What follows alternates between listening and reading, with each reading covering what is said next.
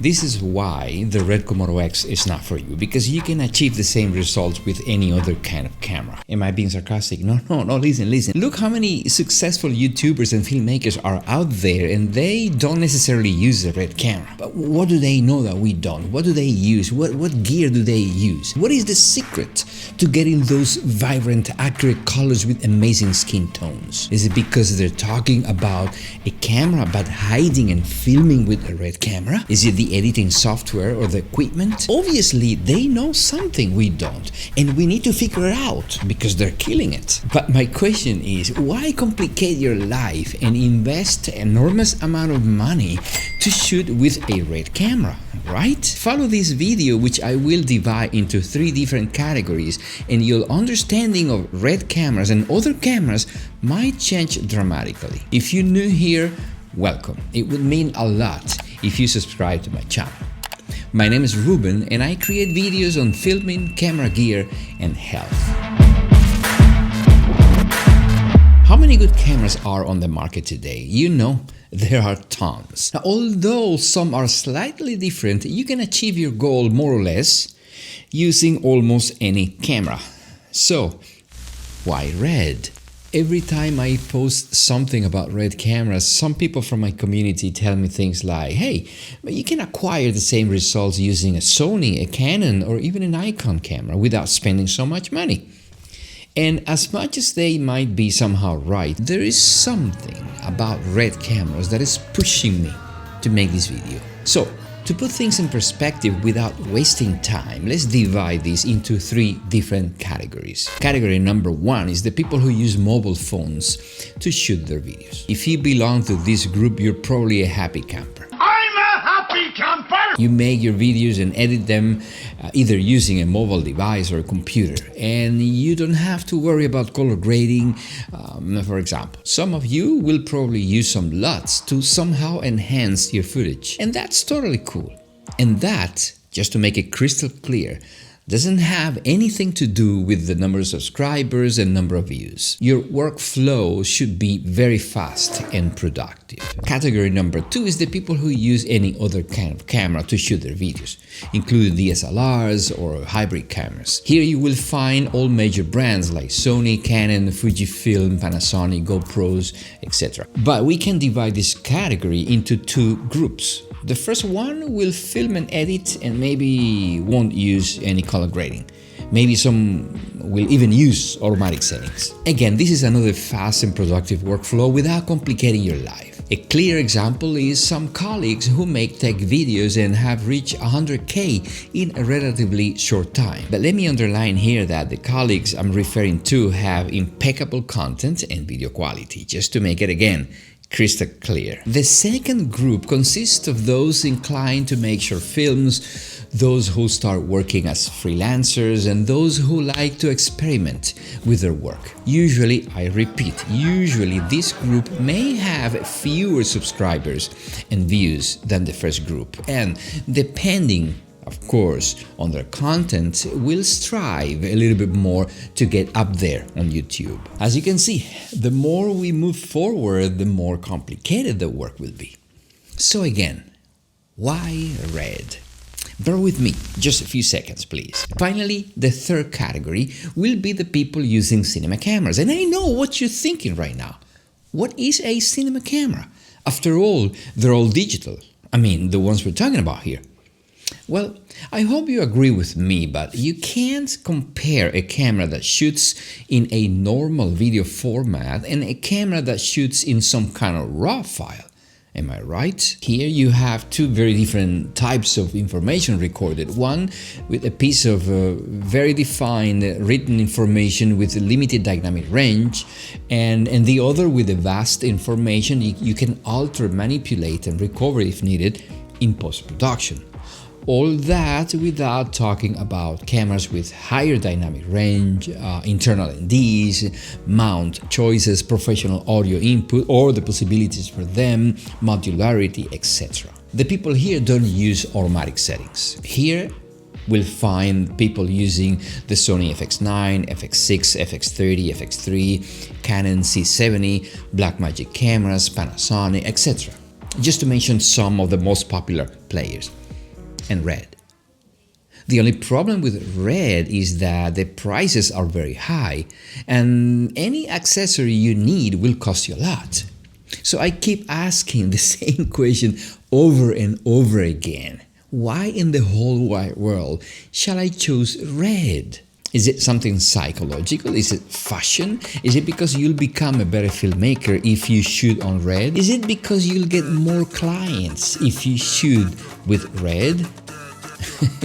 Well, there is a little bit of truth in some of that. What does a RED camera offer you that the others can't? Let's take, for example, the Blackmagic Cinema Camera 6K Pro, not because it's one of the cheapest cinema cameras on the market, which actually is, or the one I have, but just the first one that came to my mind. It shoots 6K up to 50 frames per second in B-RAW and 4K ProRes. It has internal NDs. They're not the best in the world, but they're there for you. The new Blackmagic Cinema Camera 6K, which it's full frame, sensor, open gate. The Ursa Mini Pro, there are two of them, one with a lower resolution 4.1K but a higher dynamic range, and the other with a very high resolution and a lower 12K and a lower dynamic range. It has good image quality, a good internal NDs, etc. The Sony FX6, with its form factor and ergonomics, it's cinetone with vibrant colors and fantastic autofocus that works with humans and even with birds. The Canon C70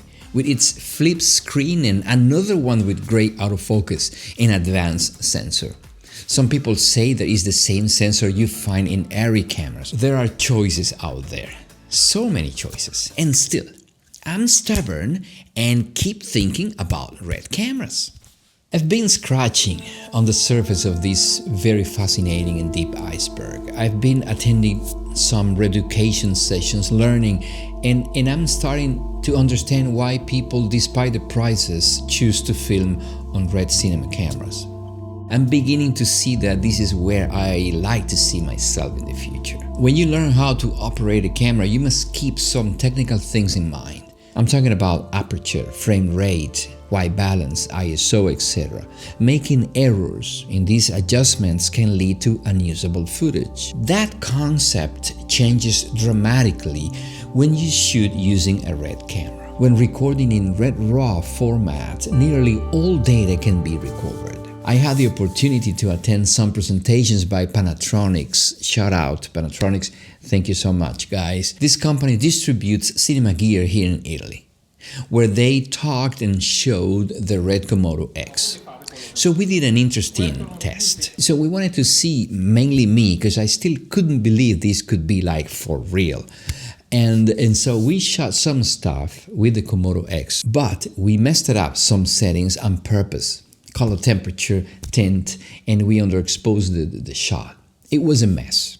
I wanted to see with my eyes how much we could recover in post. We dropped the footage on DaVinci Resolve, adjust exposure, color, and tint, did a quick grade, and boom, it was true. It is freaking true what Mark Toya talks about in his video. Can you imagine this situation using another camera or codec? And all that was possible because you're filming and recording metadata information that can be manipulated in post-production. It was inspiring. Let me tell you, and this is the key of the thing. This is possible because with these types of cameras, you can concentrate more on framing and composition rather than keeping all the settings right in mind. We have, though, the tendency to criticize everything we can have.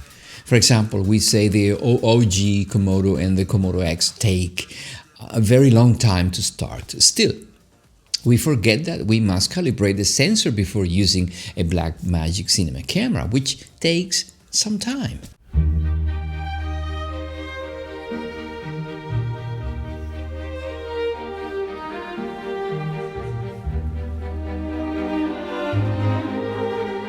So what should I be looking for in a camera? Well, a camera that is robust because we travel and carry things around, etc. A camera with high dynamic range because who wants to see something dark with blow-up highlights or vice versa? A camera with decent frame rates because we're in 2023. A camera that is easy to use with a user-friendly menu. A camera that produces raw files that can be edited and graded in real time without transcoding. A camera that can go up to 6K because, again, we are in 2023, and this way we won't need to upgrade our camera in a long time. And a camera that has a fantastic image quality. That, by the way, should have been number one. Well, you can't go wrong with a RED camera. And the thing is that we all know this. From stops of dynamic range, some people say 15, others 18, nevertheless you have more than what you need available, and if you work on HDR you even have more stops. To skin tones, and there I would like to repeat something I said in another video that somebody criticized me a lot for this. The image straight out of the camera, without LUTs and color grading, looks exactly what you saw with your eyes. Real colors, natural reds, natural yellows, natural whites. They are there for you to do whatever you want to do later. They are there, accurate. Unlike other cameras where you have to make them real first to then grade them as you need.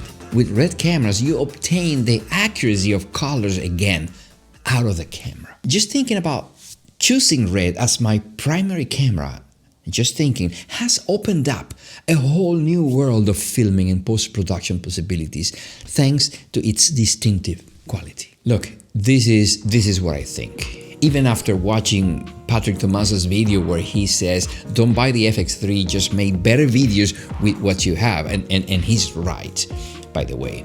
But this is my personal opinion.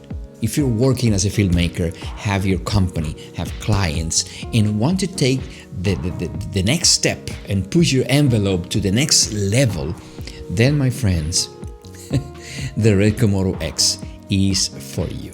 Thank you so much for watching, and see you all in the next one. Remember to keep learning and subscribe to the channel so that I can buy the KX. Peace and love.